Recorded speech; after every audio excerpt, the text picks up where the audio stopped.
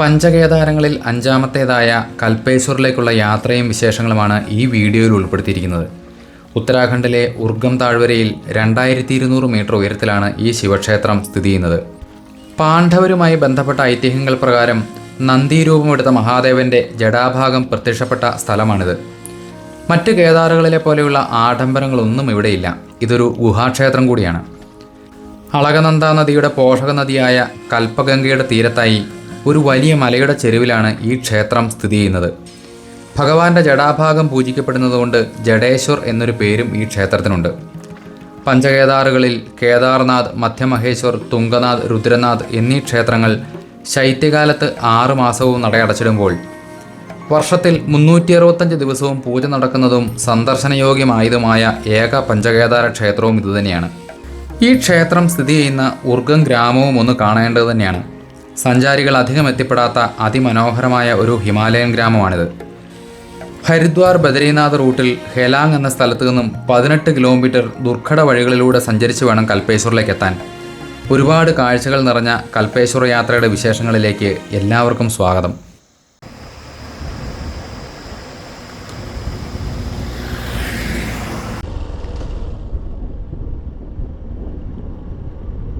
क्या भैया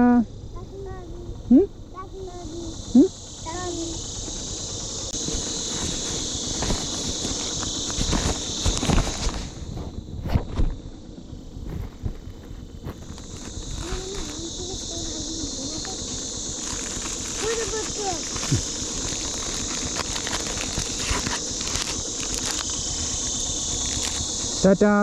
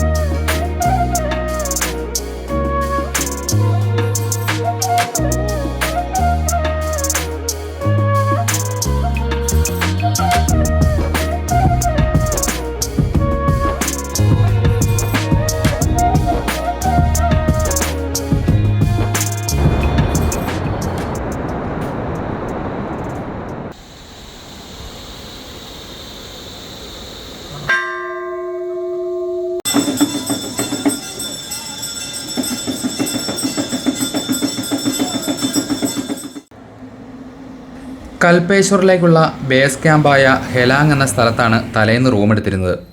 ഹെലാങ്ങിലെ ഒരു രാത്രികാല കാഴ്ചയാണിത്. തലേന്നത്തെ യാത്രയുടെ ക്ഷീണത്താൽ അന്ന് സുഖമായി ഉറങ്ങി. രാവിലെ 6 മണിയോടെ കുളിയൊക്കെ കഴിഞ്ഞ് കൽപേശ്വറിലേക്ക് പോകാനായി തയ്യാറായി. ഹെലാങ്ങിലെ മനോഹരമായൊരു പ്രഭാതം.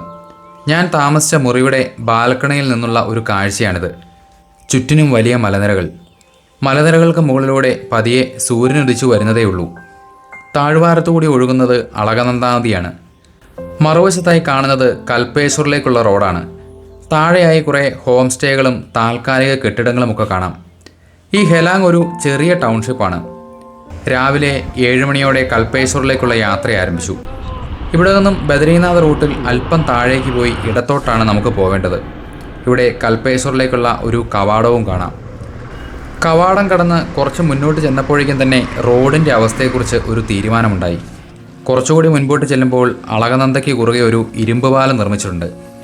ഏകദേശം 18 കിലോമീറ്റർ ദൂരമാണ് ഹെലാങ്ങിൽ നിന്നും കൽപേശ്വറിലേക്കുള്ളത്. കുറേ വർഷങ്ങൾക്ക് മുൻപ് ഇവിടെ നിന്നും കാൽനടയായി വേണമായിരുന്നു കൽപേശ്വറിലേക്ക് പോവാൻ. ഈ റോഡ് നിലവിൽ വന്നതോടെ ക്ഷേത്രത്തിന് ഒരു 300 മീറ്റർ അടുത്തുവരെ വാഹനങ്ങൾ ചെല്ലുമെന്ന അവസ്ഥയിലേക്കായി. പക്ഷേ അങ്ങോട്ടേക്ക് പൊതുഗതാഗത സൗകര്യമൊന്നുമില്ല.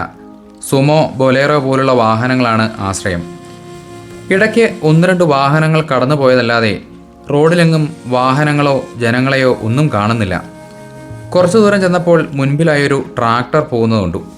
അതിൻ്റെ പുറകിലായി കുറേ ജോലിക്കാർ നിൽപ്പുണ്ട്. ഇവിടെ പല ഭാഗങ്ങളിലായി റോഡ് പണി നടക്കുന്നുണ്ട്. അങ്ങോട്ടേക്ക് പോകുന്നവരാവും. ഈ ഭാഗത്ത് ഒരു ചെറിയ ക്ഷേത്രവും കാണാം. മലയിടിച്ചിൽ വളരെ രൂക്ഷമായ ഒരു പ്രദേശമാണ്. ചില ഭാഗങ്ങളിൽ കരിങ്കല്ലുകൾ അടുക്കി ഫെൻസിംഗ് സ്ഥാപിച്ചിട്ടുണ്ട്. പ്രധാന പാതകൾ ഒഴിച്ചാൽ ഉത്തരാഖണ്ഡിലെ റോഡുകൾ മിക്കതും ഇങ്ങനെ തന്നെയാണ്. മലയുടെ ഒരു വശം ചെത്തി നിർമ്മിച്ച ഇടുങ്ങിയ വഴികളിലൂടെ വളരെ ശ്രദ്ധയോടെ യാത്ര ചെയ്തില്ലെങ്കിൽ താഴെ അളകനന്ദ നദിയിലാവും പിന്നീടെത്തുക. പ്രകൃതിയുടെ ആ ഒരു അവസ്ഥയ്ക്ക് തന്നെ മറ്റൊരു ഭാവമായി. ഈ റൂട്ടിലെ കാഴ്ചകളുടെ ഭംഗി ഒന്ന് വേറെ തന്നെയാണ്. എതിർവശത്തായി കാണുന്നത് ബദരി റൂട്ടാണ്. റോഡ് പണി നടക്കുന്നതിനാൽ വഴി മുഴുവനും കുത്തിയിളക്കി ബൈക്കിനെ മറിച്ചിടാൻ പാകത്തിലുള്ള വലിയ കല്ലുകളാണ്. നിയന്ത്രണം കിട്ടാൻ തന്നെ പലപ്പോഴും പ്രയാസപ്പെട്ടു. ചരലും മണ്ണും നിറഞ്ഞു കിടക്കുന്ന ഹെയർപിൻ വളവുകൾ കയറുമ്പോഴും ഇറങ്ങുമ്പോഴും വളരെയധികം സൂക്ഷിക്കണം. ഏതാണ്ട് ഒരു 5 കിലോമീറ്റർ പിന്നിട്ടപ്പോഴേക്കും ഇരുവശവും മരങ്ങൾ നിറഞ്ഞ കാട്ടുപാതയിലേക്ക് പ്രവേശിച്ചു.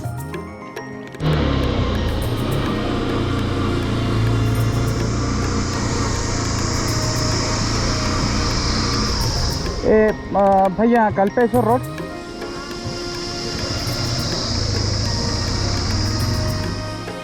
പലയിടത്തും റോഡ് പണികൾ നടക്കുന്നുമുണ്ട്.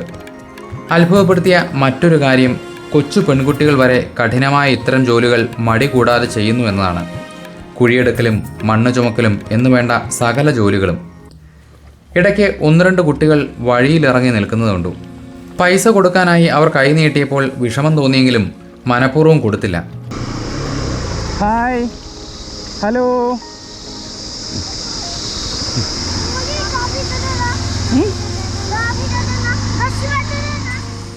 കാരണം കൊടുത്തു ശീലിപ്പിച്ചാൽ അവർ ഭാവിയിലും അതുതന്നെ തുടരും. ഇവിടെയുള്ള നിർമ്മാണ തൊഴിലാളികളുടെ കുട്ടികളാണ്. കുറച്ചു ദൂരം ചെന്നപ്പോഴേക്കും പൈൻമരങ്ങൾ നിറഞ്ഞ വഴിയിലൂടെയായി യാത്ര. ഓരോ വളവ് തിരിയുന്നതും ഓരോരോ വ്യത്യസ്തമായ കാഴ്ചകളിലേക്കാണ്. ഇടയ്ക്ക് വഴിയിൽ 1-2 കാട്ടുകോഴികൾ തമ്മിൽ ഉഗ്രൻ പോര് നടക്കുന്നു. അവരുടെ വഴക്കിന് ഒരു തടസ്സമാവേണ്ട എന്ന് കരുതി കുറച്ചു നേരം അതും നോക്കിയിരുന്നു. അല്പം ദൂരെയായിരുന്നതുകൊണ്ട് ഫോണെടുത്ത് ഒന്ന് സൂം ചെയ്ത് നോക്കി. ഇടയ്ക്കൊരുത്തൻ മധ്യസ്ഥനായി കടന്നു വന്ന് തൽക്കാലം ആ വഴക്ക് തീർത്തു. കാഴ്ചകളെല്ലാം കണ്ടുകൊണ്ട് വീണ്ടും മുന്നോട്ട്. വഴി പൊതുവെ വിജനമാണ്. ഇടയ്ക്കിടയ്ക്ക് വഴിയിൽ മേയാൻ വിട്ടിരിക്കുന്ന പശുക്കളെയും കാണാം. വിജനമായ പ്രദേശങ്ങൾ കടന്ന് പതിയെ ജനവാസ മേഖലകളിലേക്ക് കടന്നു. ഇത് ല്യാരി എന്നൊരു ഗ്രാമമാണ്. അത്യാവശ്യം വീടുകളും ഹോം സ്റ്റേകളുമൊക്കെയുള്ള ഒരു സ്ഥലം. ഇത്രയും നേരം കടന്നു വന്നതിൽ നിന്നും വ്യത്യസ്തമായി ഇരുവശങ്ങളിലും ധാരാളം കൃഷിയിടങ്ങളും മറ്റും കണ്ടു തുടങ്ങി. ആദ്യം പറഞ്ഞ ഉർഗം എന്ന ഗ്രാമമാണ് അങ്ങ് ദൂരെയായി കാണുന്നത്. അവിടെ താഴ്വരയിലും മുകളിലുമൊക്കെയായി ധാരാളം വീടുകളും കൃഷിയിടങ്ങളും ഒക്കെ കാണാം. വഴിയിൽ ചില ഭാഗങ്ങളിൽ വെള്ളക്കെട്ടുകൾ കടന്നു വേണം നമുക്ക് പോവാൻ. ഏതാണ്ട് മുട്ടപ്പം വെള്ളമുണ്ട്. താഴെ മുഴുവനും ഉരുളൻ കല്ലുകളും. ശ്രദ്ധിച്ചു പോയില്ലെങ്കിൽ വെള്ളത്തിൽ വീഴുമെന്നത് തീർച്ചയാണ്. ഇത്തരം ഭാഗങ്ങളിൽ പുതിയ പാലം പണികളുമെല്ലാം ദ്രുതഗതിയിൽ നടക്കുന്നുണ്ട്. വലിയ നിർമ്മാണ പ്രവർത്തനങ്ങൾ പലയിടത്തും കണ്ടു. അടുത്ത ഒരു 5 വർഷം കഴിയുമ്പോഴേക്കും ഇവിടം ഒരു ചെറു നഗരമാകുമെന്നത് തീർച്ചയാണ്. രാഷ്ട്രീയം പറയുകയല്ല, ഇവിടെയുള്ള നാട്ടുകാർ തന്നെ പറഞ്ഞതാണ്. യാതൊരു സൗകര്യങ്ങളുമില്ലാതെ പുറം ലോകവുമായി കാര്യമായ ഒരു ബന്ധവുമില്ലാതെ കിടന്നിരുന്ന ഉത്തരാഖണ്ഡിലെ ഇത്തരം ഗ്രാമങ്ങൾ വെളിച്ചം കണ്ടു തുടങ്ങിയത് മോദി സർക്കാരിൻ്റെ വരവോടെയാണത്രേ. മധ്യമഹേശ്വറിലും തുങ്കനാഥിലുമൊക്കെ ചെന്നപ്പോഴും ആ നാട്ടുകാർ പറഞ്ഞതും ഇതേ അഭിപ്രായം തന്നെയാണ്. മലമുകളിലേക്ക് കയറിപ്പോയാൽ പല ഭാഗങ്ങളിലുമായി ചെറു ഗ്രാമങ്ങൾ ധാരാളമുണ്ട്. ഇവിടങ്ങളിൽ ചുമട്ടുതൊഴിലാളികളുടെ ജോലികൾ മിക്കവാറും കുതിരകളും കഴുതകളുമൊക്കെയാണ് ചെയ്യുക. കല്ലും മണലും ഇഷ്ടികയുമൊക്കെ ഇരുവശങ്ങളിലായി ചാക്കിലിട്ട് കൊടുത്താൽ അവ ചുമന്നുകൊള്ളും. ഇടയ്ക്ക് കാലുകളുമായി വരുന്ന ഗ്രാമീണരെയും കാണാം. ഇവിടുത്തെ ഗ്രാമീണരുടെ വേഷവിധാനങ്ങളും ഒരു പ്രത്യേക ശൈലിയാണ്. കുറച്ചു ദൂരം ചെന്നപ്പോഴേക്കും ഉർഗം എന്ന ഗ്രാമത്തിന് തുടക്കമായി. വന്ന വഴികളിൽ നിന്നും വ്യത്യസ്തമായി വിശാലമായ ഭൂപ്രദേശങ്ങൾ കണ്ടു തുടങ്ങി. മുകളിൽ നിന്നും തട്ടുതട്ടായി താഴ്വരയിലെ നദീതീരം വരെയും എത്തുന്ന കൃഷിഭൂമികൾ. മലകളെല്ലാം പച്ച പുതച്ചു നിൽക്കുന്നു. അതിരുകളിൽ ദൂരെയായി മഞ്ഞ് മൂടിയ പർവ്വതനിരകളും കാണാം. ഉത്തരാഖണ്ഡ് എന്നത് ഒരു മനോഹരമായ പ്രദേശമാണെന്ന് ഈ യാത്രയിലാണ് കൂടുതൽ മനസ്സിലായത്. എല്ലാ വീടുകൾക്കും സ്വന്തമായി അല്പമെങ്കിലും കൃഷിയിടങ്ങളുണ്ടായിരിക്കും. ചോളവും ഗോതമ്പും നെല്ലും മറ്റു വിളകളുമെല്ലാം സമൃദ്ധമായി വിളഞ്ഞു നിൽക്കുന്നു. ഈ ഒറ്റപ്പെട്ട താഴ്വരയിൽ 300ഓളം കുടുംബങ്ങളുണ്ട്. ഈ വഴിയുടെ പൂർത്തീകരണത്തോടെ ഈ ഗ്രാമം നന്നായി പുരോഗമിക്കുകയും ചെയ്തു. ഇതാണ് ഉർഗൻ ടൗൺഷിപ്പ്. ധാരാളം ഹോം സ്റ്റേകളും ഹോട്ടലുകളും കടകളുമെല്ലാം ഇവിടെ ധാരാളമുണ്ട്. ഇവിടെ ഹയർ സെക്കൻഡറി തലം വരെയുള്ള ഒരു സ്കൂളുമുണ്ട്. ഉപരിപഠനത്തിനായി പുറത്തേക്ക് പോകണമെന്ന് മാത്രം. ഇത്രയും ഉൾപ്രദേശത്ത് ഇതുപോലെ സൗകര്യങ്ങളുള്ള ഒരു ഗ്രാമം എന്നതും ഒരു അത്ഭുതമാണ്. മനോഹരമായ ഈ ഗ്രാമത്തിന് ഉർഗം എന്ന പേരിനേക്കാൾ സ്വർഗം എന്ന പേര് തന്നെയാണ് കുറച്ചുകൂടി യോജിക്കുക. അങ്ങനെ നമ്മുടെ യാത്ര കൽപ്പേശ്വറിലേക്ക് എത്തിയിരിക്കുകയാണ്. ദേവ്ഗ്രാം എന്നാണ് ഈ ഒരു സ്ഥലത്തിന് പേര്. വാഹന ഗതാഗതം ഇവിടം കൊണ്ട് അവസാനിക്കുന്നു. വലിയൊരു മൈതാനവും ഇവിടെ കാണാം. 1-2 താൽക്കാലിക കെട്ടിടങ്ങൾ മാത്രമേ ഈ ഭാഗത്തുള്ളൂ. വലിയ വാഹനങ്ങൾ ഇവിടെ നിർത്തണം. ഇരുചക്രവാഹനങ്ങൾ കുറച്ചുകൂടി മുൻപോട്ട് കൊണ്ടുപോകാം. അങ്ങ് ദൂരെയായി മലഞ്ചെരുവിൽ കാണുന്നതാണ് ക്ഷേത്രം. കൽപ്പഗംഗാ നദിക്ക് കുറുകെയായി വലിയൊരു ഇരുമ്പ് പാലവും നിർമ്മിച്ചിട്ടുണ്ട്. നേരത്തെ ഇവിടെ ഒരു തൂക്കുപാലം ഉണ്ടായിരുന്നത് പ്രകൃതി ദുരന്തത്തിൽപ്പെട്ട് പോയതിനു ശേഷം നിർമ്മിച്ചതാണ് ഈ ഇരുമ്പ് പാലം. പാലത്തിൻ്റെ വലതുവശത്തായി മലമുകളിൽ നിന്നും വലിയൊരു വെള്ളച്ചാട്ടം താഴെ കൽപ്പഗംഗയിലേക്ക് പതിക്കുന്നു. ഈ പാലത്തിന് മുകളിൽ നിന്നുള്ള ചുറ്റുപാടുമുള്ള കാഴ്ചകളും അതിമനോഹരമാണ്. പാലം കടന്ന് കുറച്ച് പടികൾ കയറി വേണം മുകളിലേക്കെത്താൻ. കയറി ചെല്ലുന്ന ഭാഗത്ത് ഒരു ചെറിയ ഗോപുരവും ഒരു വലിയ മണിയും ഒക്കെ സ്ഥാപിച്ചിട്ടുണ്ട്. ചെരുപ്പും ഷൂവും ഒക്കെ അഴിച്ചു മാറ്റി വേണം നമുക്ക് അകത്തേക്ക് പ്രവേശിക്കാൻ. ചെറിയ ഇടവഴിയിലൂടെ അകത്തേക്ക് ചെന്നപ്പോൾ വലതുവശത്തായി ഒരു ചെരിഞ്ഞ പാറയുടെ അടിഭാഗത്തായി കുറച്ച് പ്രതിഷ്ഠകൾ കാണാം. 1-2 കെട്ടിടങ്ങൾ ഒഴിച്ചാൽ ഇവിടെ മറ്റൊരു സംവിധാനങ്ങളുമില്ല. ഒട്ടും തിരക്കുമില്ല, ശബ്ദ കോലാഹലങ്ങളുമില്ല. പ്രകൃതിയുടെ സ്വാഭാവികമായ ആ ശബ്ദങ്ങൾ മാത്രം. തികച്ചും ശാന്തമായൊരിടം. ചെരിഞ്ഞു നിൽക്കുന്ന ഒരു വലിയ പാറയുടെ 2 വശങ്ങൾ കെട്ടിത്തിരിച്ചാണ് ക്ഷേത്രം നിർമ്മിച്ചിരിക്കുന്നത്. പാറയുടെ അടിഭാഗത്തായി അപ്പുറത്തേതുപോലെ കുറച്ച് പ്രതിഷ്ഠകളുമുണ്ട്. ഇതിനോട് ചേർന്നുള്ള ഒരു ഗുഹയിലാണ് ഭഗവാനെ പ്രതിഷ്ഠിച്ചിരിക്കുന്നത്. കുറച്ച് മുതിർന്ന പട്ടാള ഉദ്യോഗസ്ഥരും കുടുംബവും പൂജയ്ക്കായി ഇവിടെ എത്തിയിട്ടുണ്ടായിരുന്നു. അവർ ഇറങ്ങിയെങ്കിലേ നമുക്ക് അകത്ത് കയറി തൊഴാൻ പറ്റൂ. അതുകൊണ്ട് കുറച്ചു നേരം അവിടെ കാത്തു നിൽക്കേണ്ടി വന്നു. അവർ പൂജയൊക്കെ കഴിഞ്ഞ് ഇറങ്ങിയപ്പോൾ പതിയെ അകത്തേക്ക് പ്രവേശിച്ചു. ഇവിടെ മറ്റു ക്ഷേത്രങ്ങളിലെ പോലെ മുഖമണ്ഡപം ഒന്നുമില്ല. ചെറിയൊരു വാതിലൂടെ നേരെ ശ്രീകോവിലിനുള്ളിലേക്കാണ് പ്രവേശിക്കുന്നത്. തീരെ ഇടുങ്ങിയ ഒരു ഗുഹാഭാഗം. കഷ്ടിച്ച് 5-6 പേർക്ക് നിൽക്കാം. ഒരു വശത്തായി ഉയർത്തി നിർമ്മിച്ചിരിക്കുന്ന ഒരു പീഠത്തിലാണ് ഭഗവാനെ പ്രതിഷ്ഠിച്ചിരിക്കുന്നത്. സ്വയംഭൂവായ ഒരു ചെറിയ ഉരുണ്ട ശിലയാണ് പ്രതിഷ്ഠ. ഈ ശിലയെ മഹാദേവന്റെ ജടയായി അല്ലെങ്കിൽ ഒരു ശിവലിംഗമായി സങ്കല്പിച്ചാണ് പൂജ. അതിശക്തമായ ഒരു ഊർജം ആ ഗുഹയ്ക്കുള്ളിൽ നിറഞ്ഞു നിൽക്കുന്നത് നമുക്ക് പ്രത്യക്ഷമായി അനുഭവിച്ചറിയാം. നമ്മുടെ മനസ്സിലേക്കും ശരീരത്തിലേക്കും ആ ഒരു ശക്തിയുടെ പ്രവാഹം ഉണ്ടാവും. ഈ പാറയുടെ ചുവട്ടിലുള്ള ഒരു രഹസ്യ ദ്വാരത്തിൽ സ്വയംഭൂവായ മറ്റൊരു ശിവലിംഗം കൂടി ഉണ്ട് എന്നാണ് അറിയാൻ കഴിഞ്ഞത്. കുറച്ചു നേരം അവിടെ നിന്ന് സമാധാനമായി തൊഴുതതിനു ശേഷം നേരെ പുറത്തേക്കിറങ്ങി. പ്രകൃതി സൗന്ദര്യം നിറഞ്ഞു നിൽക്കുന്ന മലയടിവാരത്തിൽ കൽപ്പഗംഗാ നദിയുടെ തീരത്തായി മഹാഭാരത കാലഘട്ടത്തോളം പഴക്കമുള്ള ഗുഹാക്ഷേത്രം. ശങ്കരാചാര്യസ്വാമികളാണ് പിന്നീട് പുനഃപ്രതിഷ്ഠ നടത്തിയതും പൂജാവിധികൾ നിശ്ചയിച്ചതും. ഇവിടുത്തെ പൂജാരിമാരും തൊട്ടടുത്തുള്ള ഗ്രാമത്തിൽ നിന്നുള്ളവരാണ്. ക്ഷേത്രത്തിന് മുകളിലായി പാറയുടെ അടിയിൽ ഒരു ഗണപതി പ്രതിഷ്ഠയുണ്ട്.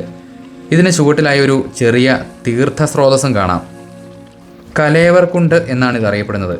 ഈ ജലം എപ്പോഴും ശുദ്ധമായിരിക്കും. ഔഷധഗുണമുള്ള ഈ തീർത്ഥം സേവിക്കുന്നത് രോഗശമനത്തിനും മറ്റും പ്രധാനമാണെന്ന് കരുതപ്പെടുന്നു. ശ്രീകോവിലിന് മുൻപിലായി ഒരു നന്ദി പ്രതിഷ്ഠയുണ്ട്. പാറയുടെ ചെരുവിലെ ചെറിയ ശ്രീകോവിലുകളിലൊന്നിൽ കൈലാസപർവ്വതത്തിലിരിക്കുന്ന ശിവപാർവതിമാരുടെയും സമീപത്തായിരിക്കുന്ന ഗണപതിയുടെയും സങ്കല്പമാണ്. അടുത്ത ശ്രീകോവിലിൽ ഹനുമാൻ സ്വാമിയുടെ പ്രതിഷ്ഠയാണ്. പിന്നെ പഞ്ചപാണ്ഡവ പ്രതിഷ്ഠകളും കാണാം. ഇതുകൂടാതെ ധാരാളം ത്രിശൂലങ്ങളും ഡമരവുമൊക്കെ ഓരോ ഭാഗത്തും സ്ഥാപിച്ചിട്ടുണ്ട്. മഹാദേവന്റെ കാവൽ മൂർത്തികളെ സങ്കല്പിച്ചാവാം. ശിവപുരാണമനുസരിച്ച് ദുർവാസാവ മഹർഷി ഇവിടെ കൽപ്പവൃക്ഷത്തിന് ചുവട്ടിലായി തപസ് ചെയ്തിരുന്നു അത്രേ. അതിനാലാണ് ഇവിടം കൽപ്പേശ്വർ എന്നറിയപ്പെട്ടത് എന്ന് പറയപ്പെടുന്നു. ഈ കൽപ്പവൃക്ഷത്തിൻ്റെ സങ്കല്പത്തിൽ ക്ഷേത്രമുറ്റത്തായി ഒരു വൻ വൃക്ഷം നിൽപ്പുണ്ട്. കൽപ്പവൃക്ഷത്തിൻ്റെ പ്രതിരൂപമായി കണ്ട് ഇതിനെ ആളുകൾ ആരാധിച്ചു വരുന്നു. ഭക്തജനങ്ങൾ ഈ വൃക്ഷത്തിന് ചുറ്റും ചരടുകൾ കൊണ്ടുവന്ന് കെട്ടിയിടുന്നതും കാണാം. ഈ ക്ഷേത്രത്തെ സംബന്ധിച്ച് കൂടുതൽ ഐതിഹ്യങ്ങളൊന്നും ലഭ്യമല്ല. ഭഗവാനെ ഒന്നുകൂടി തൊഴുതു നമസ്കരിച്ചതിന് ശേഷം തിരികെ ഇറങ്ങി. ഈ കാണുന്ന കെട്ടിടത്തിൽ പൂജാരിമാരും ജീവനക്കാരുമൊക്കെയാണ് താമസം. പുറത്തുനിന്ന് വരുന്നവർക്ക് അത്യാവശ്യം താമസ സൗകര്യങ്ങളും ഇവിടെ കിട്ടും. ക്ഷേത്രഗോപുരത്തിൻ്റെ ആ ഭാഗത്തുള്ള ഒരു ചെറിയ ഷെഡിൽ ഒരു സന്യാസി ഹോമകുണ്ഡത്തിനുള്ളിൽ ഉത്താണിക്കാൽ വെച്ച് ചായ ഉണ്ടാക്കുന്നത് കണ്ടു. വിശപ്പ് സഹിക്കാൻ വയ്യാത്തതുകൊണ്ട് എന്തെങ്കിലും കഴിക്കാൻ കിട്ടുമോ എന്ന് ചോദിച്ചു. തരാം, പക്ഷേ താമസമുണ്ടെന്ന് പറഞ്ഞതിനാൽ അവിടെ നിന്നും പതിയെ ഇറങ്ങി നടന്നു. കൽപ്പഗംഗ താഴ്വരയിലാണ് കൽപ്പേശ്വർ സ്ഥിതി ചെയ്യുന്നത്. പുരാതന കാലത്ത് കൽപ്പഗംഗയെ ഹിരണ്യവതി എന്നാണ് വിളിച്ചിരുന്നത്. ഇവിടെ നിന്നും കുറച്ചു ദൂരെ ഒഴുകി അളകനന്ദയിലേക്ക് ചേരുകയും ചെയ്യും. ചൗഖംബ കൊടുമുടിയിൽ നിന്നാണ് ഈ നദി ഉത്ഭവിച്ചു വരുന്നത്. ഈ പഞ്ചകേദാറുകളെല്ലാം ബന്ധിച്ച് മറ്റൊരു രഹസ്യ നടപ്പാത കൂടെയുണ്ട്. പുരാതന കാലം മുതൽക്കുള്ള പാരമ്പര്യ യാത്രാവഴി അതാണ്. രുദ്രനാഥിൽ നിന്നും 20 കിലോമീറ്റർ നീളുന്ന ഡുമക് എന്ന ഗ്രാമം വഴിയുള്ള ഒരു ട്രെക്കിംഗ് പാത ഇങ്ങോട്ടേക്കുണ്ട്. ഘോരവനങ്ങളും താഴ്വാരങ്ങളും പിന്നിട്ട് ഇവിടെ എത്തുന്ന ആ മനോഹര പാത ട്രെക്കേഴ്സിൻ്റെ ഇടയിലെ ഒരു സ്വപ്ന ഭൂമിയായിട്ടാണ് അറിയപ്പെടുന്നത്. സാധിച്ചാൽ അതുവഴി ഒരിക്കൽ യാത്ര ചെയ്യണം. ഇവിടെ ഒരുപാട് ഗ്രാമങ്ങളും ചില പുരാതന ക്ഷേത്രങ്ങളുമൊക്കെ വേറെയുമുണ്ട്. പക്ഷേ ദിവസങ്ങളോളം ഇവിടെ താമസിച്ചാൽ മാത്രമേ നമുക്ക് അങ്ങോട്ടേക്കൊക്കെ എത്താൻ പറ്റൂ. ഉർഗം ഗ്രാമത്തിലാണ് സപ്തബദരി ക്ഷേത്രങ്ങളിലൊന്നായ ധ്യാൻബദരി ക്ഷേത്രം സ്ഥിതി ചെയ്യുന്നത്. ബ്രഹ്മകമൽ, നന്ദാദേവി, ദ്രോണഗിരി, നന്ദകുണ്ടി, തൃശൂൽ തുടങ്ങിയ കൊടുമുടികളാണ് ഈ പ്രദേശത്തിന് ചുറ്റുമായി കാണുന്നത്. അതുപോലെ ഉത്തരാഖണ്ഡിലെ ഏക ശ്രീകൃഷ്ണ ക്ഷേത്രമായ ബൻസി നാരായൺ സ്ഥിതി ചെയ്യുന്നതും ഈ പ്രദേശത്താണ്. കൽപ്പേശ്വറിൽ നിന്നും രുദ്രനാഥിലേക്ക് പോകുന്ന പരമ്പരാഗത പാതയിൽ 12 കിലോമീറ്റർ അകലെയായിട്ടാണ് ഈ ക്ഷേത്രം സ്ഥിതി ചെയ്യുന്നത്. ഈ പാതയിൽ വേറെയും ചില പുരാതന ക്ഷേത്രങ്ങളുണ്ട്. വർഷത്തിൽ ജന്മാഷ്ടമി ദിവസം മാത്രമേ ഈ ക്ഷേത്രം തുറക്കൂ എന്നൊരു പ്രത്യേകതയുമുണ്ട്. കൽപ്പേശ്വർ ക്ഷേത്രത്തിൻ്റെ ഇടതുവശത്തായി ദേവ്ഗ്രാമിൽ നിന്നും മുകളിലേക്ക് പോകുന്ന പാതയാണത്. ഹിമാലയൻ കൊടുമുടികളുടെ വിശാലമായ കാഴ്ചകളുള്ള ഒരു പുൽമേട്ടിലാണ് ഈ ക്ഷേത്രം സ്ഥിതി ചെയ്യുന്നത്. പക്ഷേ അങ്ങോട്ടേക്ക് പോകാനായില്ല. ഇനി ഈ ഭാഗത്തേക്ക് യാത്ര വരുന്നവർ ഈ കാര്യങ്ങളൊക്കെ ഒന്ന് പ്ലാൻ ചെയ്തു വന്നാൽ സുഖമായി ഈ പ്രദേശങ്ങളൊക്കെ ഒന്ന് കണ്ട് തിരിച്ചു പോരുകയും ചെയ്യാം. ഉർഗം ഗ്രാമത്തിലെത്തി അവിടെ നിന്നും കാപ്പിയും കുടിച്ച് അല്പനേരം വിശ്രമിച്ചതിന് ശേഷം നേരെ അടുത്ത ലക്ഷ്യത്തിലേക്കുള്ള യാത്ര ആരംഭിച്ചു. ഉത്തരാഖണ്ഡിലെ അധികമാരും എത്തിപ്പെടാത്ത മനോഹരമായ ചില ഹിമാലയൻ ഗ്രാമങ്ങളുടെയും പുരാതന ക്ഷേത്രങ്ങളുടെയും ഒക്കെ വിശേഷങ്ങളുമായിട്ട് അടുത്ത അധ്യായത്തിൽ കാണാം.